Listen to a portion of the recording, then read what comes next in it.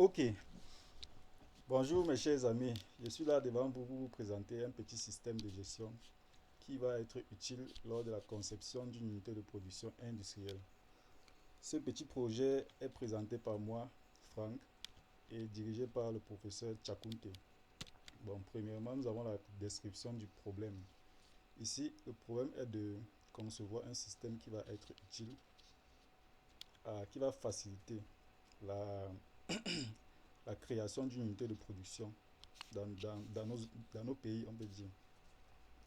Bon, la réalisation du projet fait appel à plusieurs éléments à prendre en compte, tels que la matière première, le produit fini, les équipements, la main-d'œuvre, les fournisseurs et l'emplacement même qui détermine les charges vocales. Bon, ensuite, nous avons un dictionnaire de données. Ici, ce dictionnaire présente les différentes entités et les différents attributs qui le constituent, avec leur type, leur valeur et une petite description. Parmi ces entités, nous avons les produits, les matières, les fournisseurs, les équipements, les main-d'œuvre, etc. Bon, en fait, cette étape permet de répertorier toutes les données que la base de données doit contenir. Ensuite, nous avons un petit modèle conceptuel de données MCD. Ce petit modèle permet de détailler un peu ce petit système-là qui va permettre à gérer les données. On peut dire quoi d'un entrepreneur qui désire entreprendre dans les industries pour créer une unité de production. On dit, il y a une explication, il y a une petite explication là qui explique un peu le modèle là de conception de données. Ce modèle conceptuel est basé sur le modèle entité et association. Maintenant ici, comme association là,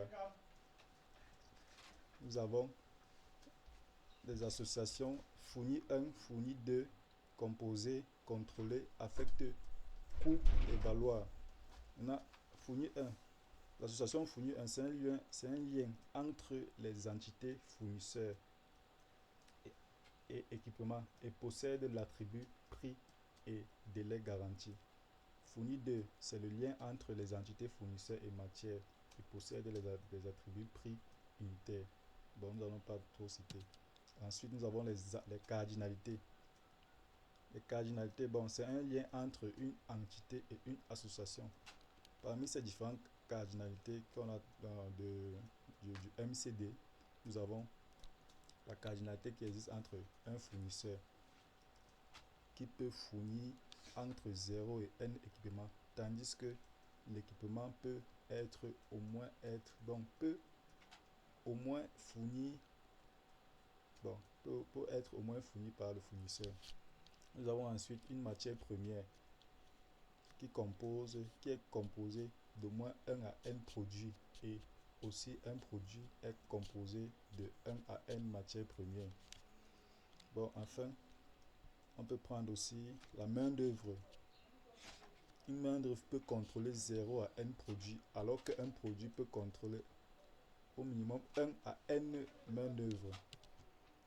Ensuite, nous avons la présentation du modèle logique de données.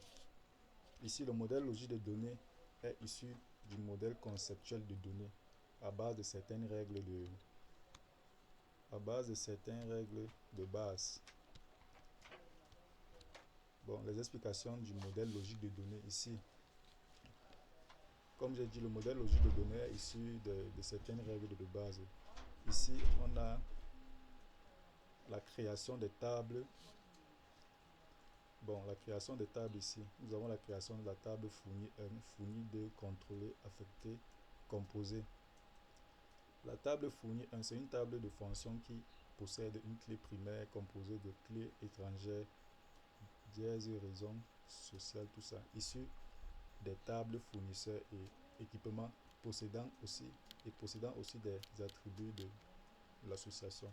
Bon, il y a aussi des associations qui ont disparu lors de ce processus-là qui a permis la réalisation du MLD. Ces associations sont coûter et valoir. Maintenant, ces associations, maintenant, on peut dire quoi? Les produits des craies étrangères ont été affectés à la table côté 1-1. Bon, merci pour votre attention.